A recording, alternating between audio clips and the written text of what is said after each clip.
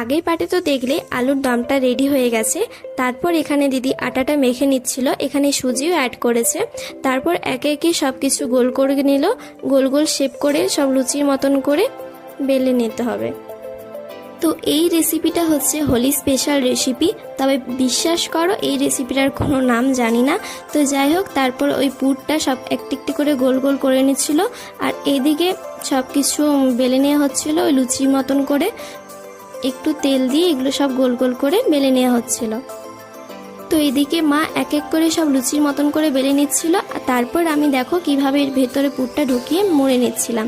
তো এভাবে আমি পিঠের মতন কিছুটা শেপ দিয়ে নিলাম, জানি না কেমন হবে, তো পুরো ভিডিওটা দেখতে থাকো। তো এক এক করে সব এভাবে শেপ দিয়ে নিলাম, কেমন হয়েছে জানিও। তারপর আর কি সব এক এক করে কড়াই তেল দিয়ে ভেজে নিলেই রেডি। তো কড়াই তেল গরম হয়ে গেলে এক এক করে দিয়ে দিলাম, আর মা এগুলো ভেজে নিচ্ছিল।